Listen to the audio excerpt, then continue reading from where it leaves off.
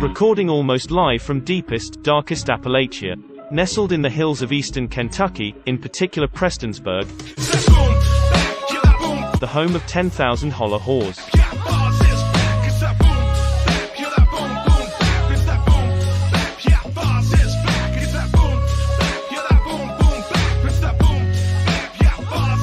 It's the MWO podcast on Patreon. Hosted by the creepy Kentuckian. Take it away, Bold.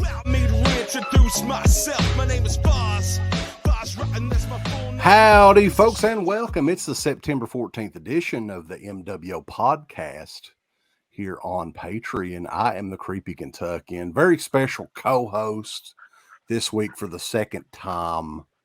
Beyond the Realms. You know him on the message board. He was Fiend of Gru, which I love that name.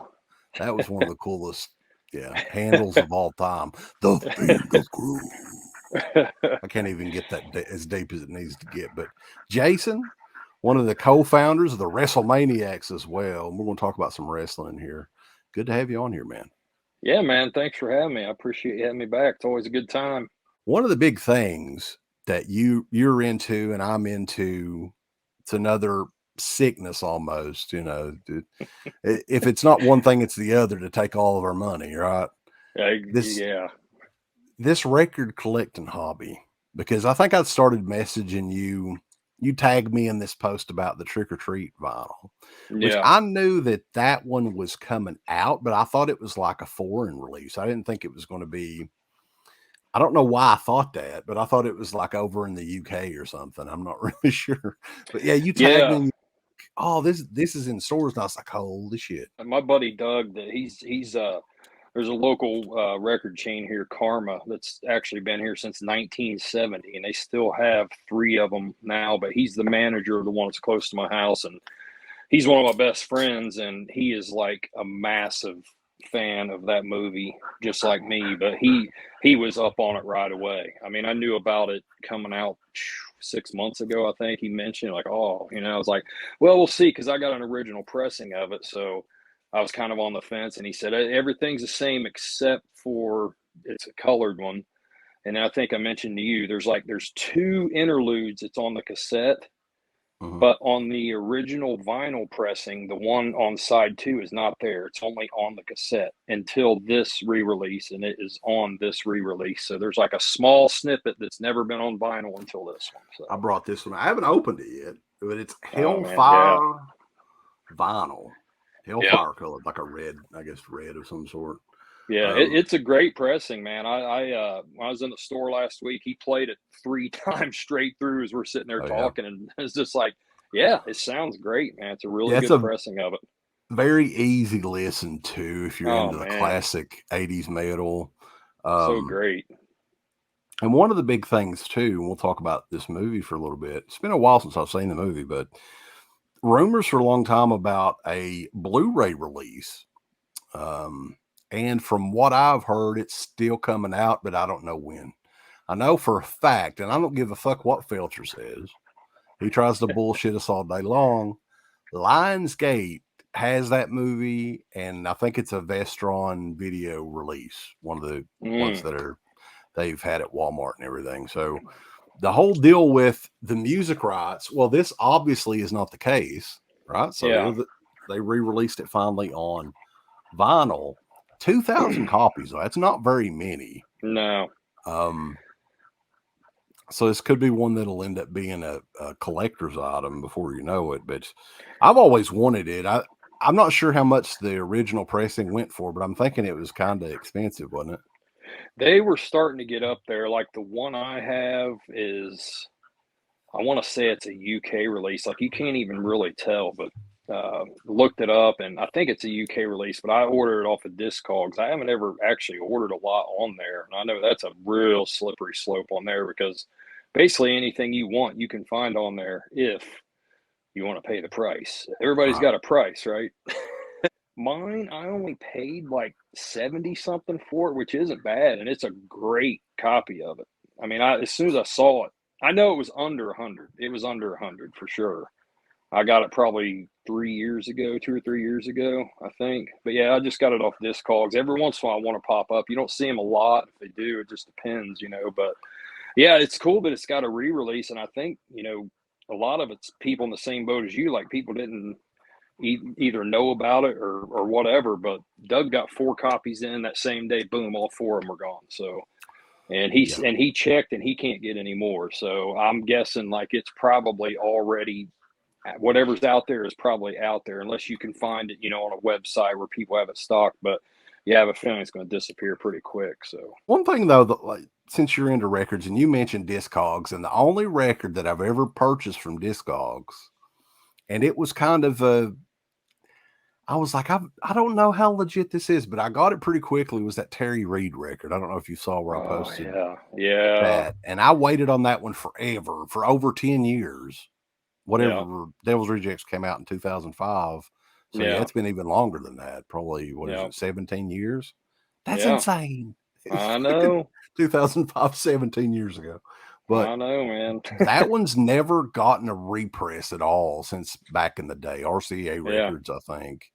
Yeah. Is there anything like that for you that you've just waited on for hell and ever? Maybe you're still waiting on? Yeah, I mean, that is definitely one. And I have seen it one time in a store, and I was sitting here debating on paying $55 for it, so I didn't get it, and I never seen it again. And I so regret that because I'm like, man, I don't know why I didn't do that. I mean, I could get it, of course. Like I said, I could get online and get it right now, but again, it's price and everything else. And it's just, I'm old school, man. I like finding stuff in the wild. There's just such a, I mean, we're lucky here. I think I might have mentioned you before. Here in Indianapolis, we've got a plethora of record stores. The vinyl scene is very strong here. We've got no less than 10 stores easily here in Indianapolis that are really good. I mean, they're everywhere. But I like finding stuff in the wild like that. But yeah, that's definitely one that I want. And I am also a big fan of the band Korn, and there is one album they have out that has never been put on vinyl. I just got a bootleg of that. So with that, I'm only missing one of their albums, and it goes for like $200. So yeah. It's probably one that they came out with back in the day, like very. No, actually, it's not. It's one that came out in 2010, but it was just in that era there wasn't a lot of pressings of anything. Like that's what Doug explained. Like 2000 to 2010. Stuff in that era is some of the most rare stuff because the vinyl was so down at that point. A lot of stuff just wasn't pressed very much. So a lot of stuff in that era goes for a lot of money. So, yeah, but I mean, there's always stuff. I mean, I've got most of the grails that I've wanted from collecting. I started collecting again in 2016, and I've got most of what I want, but there's always something else, But I do have something here that I wanted to show that I think a lot of people watch your show would be into. And this is a vinyl set that I don't see a lot of people talk about, and it is freaking amazing. This is the Box of Souls. Yeah. Nightmare on Elm Street. Yeah. It's all of them. It's 1 through New Nightmare. Wow. They've never split those up either, have they? They're all part one. They have released part one, but each one has their own unique cover. And then on the back, they've got like the original font there, and then like a unique picture, but for each one of them. But I mean, this set is, I can't believe there's still some of these left. Death Waltz put this out, and I mean, it is pricey. I mean, my wife got this for me for Christmas last year. It's like $250 or $300. It's $250, but what's great about it is it's free shipping, and this thing is a heavy motherfucker. So I mean, it's $250 even. So, but yeah, there's still some of these available. The case, that's really cool. Yeah, it's like really lightly embossed too, like you can feel all of that on there. But I mean, this set is just. It's incredible. It's like I said, man, I don't see a lot of people talk about this, but it's a really good set. And listening to all of them straight through, believe it or not, The Dream Child is one of the best ones, I think, which is crazy to say because that's not one of the best movies, but the score is really awesome for some reason. Like when you hear it on its own like that, like, man, that one really stood out to me in that whole So, set. are they including any of like? Didn't they have like Fraley's Comet and Tuesday Night? I think did music on there too, or is it just the No, score? Oh, it's okay. just the score. Yeah, no snippets from the movies like Waxworks does or anything. It's just straight scores. But yeah, they do have. I actually had bought part one separately before I got this set. But yes, part one does have a standalone release. But the others, I don't know. It might not make sense for them to do them. It might not sell very well. There's a couple ones that I wanted to mention too, because I've talked to Sean Clark is the one that's responsible for a lot of these getting out. Yeah. And it's the Coupe de Villes. I think the name of the record was Waiting Out the 80s. Is that the John Carpenter? John Carpenter, Tommy Lee Wallace, and Nick Castle's band. Yeah. A self-producer record. And I think he got them all from Tommy Lee Wallace. And I was talking to Sean Clark. I was like, well, why don't they do like a record store day? That's perfect for record store day, like a gimmick release like that. Definitely. Because it was never really released in stores. It was just one of those deals where they did it themselves, pressed up a bunch of records, and Tommy Lee Wallace, I guess he sold them or commissioned Sean Clark to sell them for $1,000 a piece or whatever the hell it was. But that would be a huge one for me. I mean, I'm not going to pay $1,000 for a fucking record, but I think that would be a cool little piece to get. A lot of Carpenter fans would want that for sure. Oh, definitely. Like you said, Black Friday is like perfect for that. That's what that's made for, really. Stuff like that. Well, another killer Black Friday one too, which I'm thinking the chances of this coming out, it's possible. I could see it. They did a very limited run of an audio book of Scary Stories to Tell in the Dark in the 80s. Huh.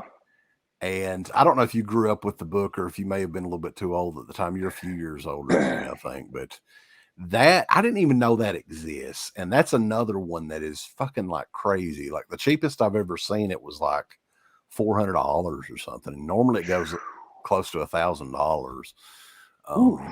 And with that movie that came out and everything, you would think that whoever owns that, or maybe they don't know who owns it. Maybe that's the problem. But it's an audio book version of Scary Stories to Tell in the Dark, the first book.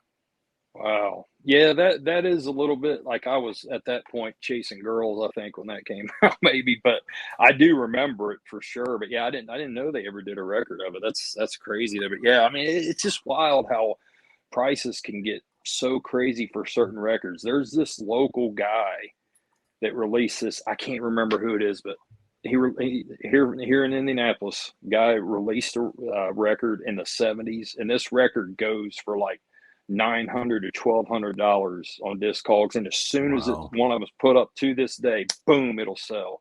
And my buddy Doug, he goes bin hunting at Goodwills for stuff like this, and he has found two of them in the wild for like $10 a piece, and then turned around and flipped them for like I know he sold one of them for at least $700. Give us the thumbs up. Up your butt. Like, subscribe, and if you subscribe, here's something else you can do. Once you subscribe, you can click the bell notification, right? And it'll notify you anytime that Dead Pit puts up new shit. Or don't. I really don't give a if you do or I don't. want you to. I want you to. I don't care. Let's keep our community growing here on YouTube. I don't like it. I don't want you to do nothing. Listen, they need to do that, pal. No, don't you dare touch it. Thumbs up. Subscribe. And click that bell. For this video officially ends, Old Curly Jaws has a message for you. Go on over to shop.deadpit.com and go look at their Teen Public store right now. You've got some new shirts like the Old Curly Jaws official t-shirt, which is brutal and badass. You got the Yummy Gummy shirt with the captain himself on the shirt. You got Uncle Bill's face on a fucking shirt. You got the Final Girl shirt. You got all these shirts over at shop.deadpit.com. Get them before they're all out, especially the new one, Bedtime 1039. It doesn't get better than that, so go on out. Check out these shirts at shop.deadpit.com. Go look at their Team Public store. You're going to have a good old time. Get them all!